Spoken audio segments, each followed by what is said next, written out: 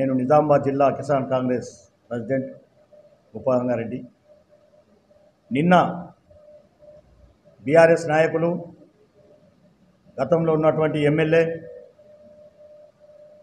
అందరూ ధర్నా చేయడం జరిగింది రుణమాఫీ పైన.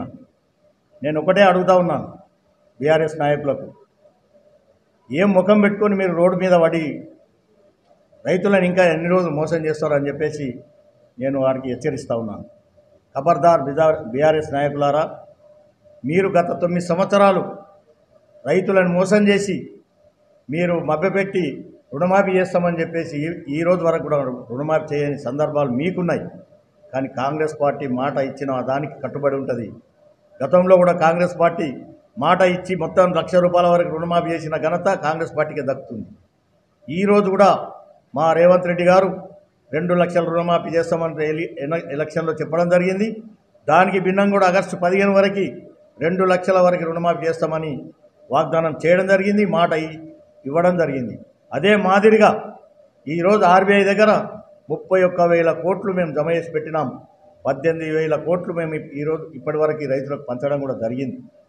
కొంత చిన్న పొరపాట్ల వల్ల 2 లక్షల రుణమాఫీ కొంతమందికి రాలేకపోయింది. రాని వారు ఎవరు కూడా అధైర్యపడవద్దు.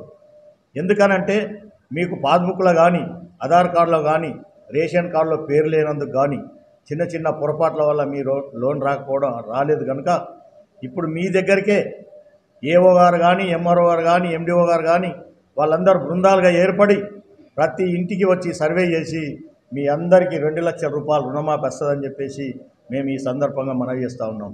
కాంగ్రెస్ పార్టీ అంటేనే పేదల పార్టీ. ఆ రోజు గరీబ్ వాటావు అని, తండాలని, గూడాలని బాగు చేసిన పార్టీ కాంగ్రెస్ పార్టీ. కాంగ్రెస్ పార్టీకి సిద్ధశుద్ధి ఉంది. మీలాగా మాట తప్పి ఇది చేసే కాదు. బీఆర్ఎస్ ప్రభుత్వం అంటేనే మాటలు చెప్పి మోసం చేసి రైతుల్ని కాకుండా మధ్యతరగతి రైతులను కూడా అందరినీ మోసం చేసినటువంటి బీఆర్ఎస్ పార్టీ. మన స్థానిక మొన్నటి వరకు ఉన్నటువంటి ఎమ్మెల్యే ఆయన దౌర్జన్యము, ఆయన లెక్క మీ అందరు చూసిండ్రు.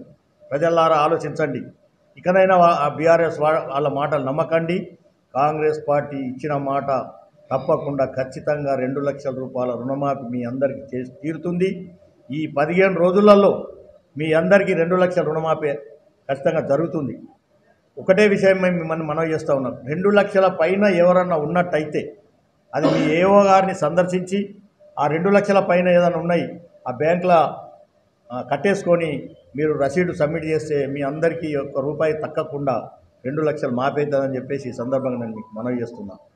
ఎందుకంటే టీఆర్ఎస్ నాయకులు మీ అందరినీ కావాలని కల్లిబొల్లి మాటలు చెప్పి మోసం చేయాలని చేస్తున్నారు. కాంగ్రెస్ పార్టీ అలా మోసం చేసేది కాదు. మీకు ఖచ్చితంగా 2 లక్షల రుణమాఫీ అవుతుంది. మీరు చేయండి. వాళ్ళ మాటల్లో మీరు పడకండి. మీరు కాంగ్రెస్ పార్టీ విధి విధానాలు ఉన్నాయి, మీకు ఖచ్చితంగా చేసి చూపిస్తుంది.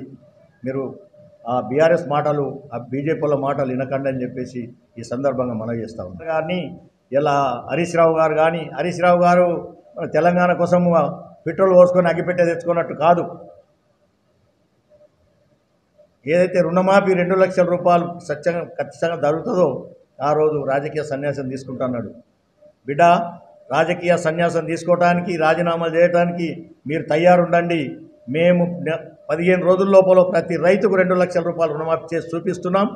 మీరు రాజకీయ సన్యాసి అవుతారో, రాజకీయాల నుంచి తప్పుకుంటారో మీకే వదిలిపెడుతున్నాం. మీరే ఆలోచన చేసుకోండి అని చెప్పేసి మేము డిమాండ్ కూడా చేస్తాం.